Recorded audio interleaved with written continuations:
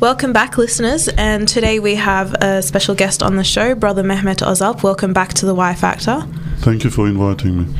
Brother Mehmet, in light of all the recent conflicts in the Middle East and otherwise, so much of the world's violence comes down to religion. When it's being discussed or when we attribute blame, religion always pops up.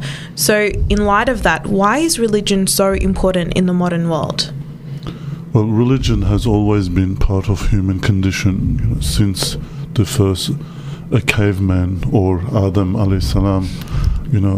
Religion has been a reality of our lives, because as human beings, we don't just live physically and in the present. We have a concept of time, past, present and future, just as we have a concept of eternity.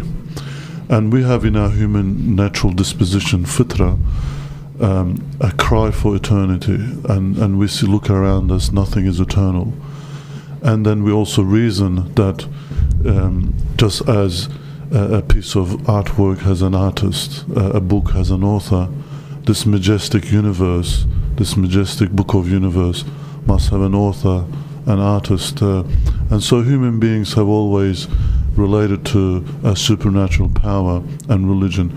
And also, we also know that we believe in Islam that God, as the creator, did not just leave us on this planet to fend for ourselves and to discover questions, and most of the time in a wrong way.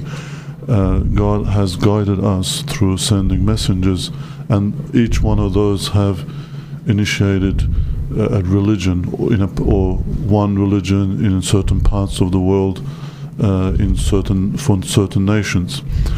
So religion will always be there. It will never be wiped out. The example is communism. Communism tried to remove religion. They had atheism faculties in universities. Religions were not allowed to practice. Places of worship were closed, converted into other buildings. But it's gone. Communism's gone. Those religions are still there. So it will always be part of our reality. But I don't think there's a view out there that says religions are the cause of all problems in the earth. I disagree with that.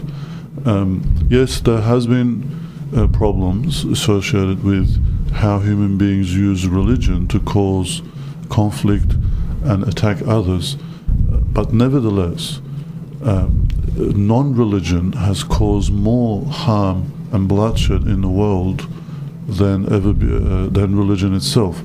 When you just need to look at 20th century. 20th century, neither Christianity nor Islam nor any other religion were dominant. The world politics was governed by secular ideologies, and it's the bloodiest century in human history. So I think yes, we have a destructive nature to ourselves, but we have amazing capacity for goodness as well. Okay, well, since we established that religion is important and it's not the cause of the world's evil, many of our audience have Islam as kind of a tradition that they carry due to their family, due to their backgrounds, but they actually lack a conviction, and I think the basis of this conviction is the actual existence of God. Many of our youth out there, although they don't, air this publicly, hold borderline agnostic, atheistic views. So what's your advice to such people who do have questions, and they stem from legitimate concerns, people that do have those agnostic questioning views on the existence of God himself? Firstly, I think we should respond to these questions. If a person is having doubts, they shouldn't think that there's something wrong with me. Yeah. Or if you're personally confronted with people who express their doubts, you should not react very negatively, and we should understand that there are complex issues behind that, and if you understand them, we'll be more sympathetic and compassionate to ourselves and to others. And firstly, we don't live in a country where religion is very important or very public, and we grow up in a very secular environment.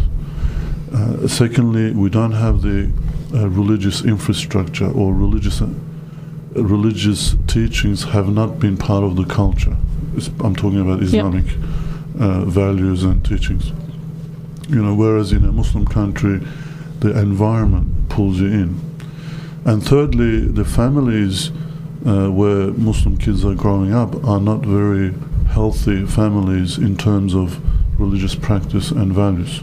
Right. So all of this creates a vacuum in a child's mind as they grow up. And instinctively, in our adolescent years, we ask ourselves these questions, Iman, theological questions. Who am I? Where do I come from? Where am I going? Is there a God? These questions come. And this is natural because the Creator has put in our natural disposition, fitra, so that we approach Him in a convinced way, in a verified faith, not a blind faith. So it's natural.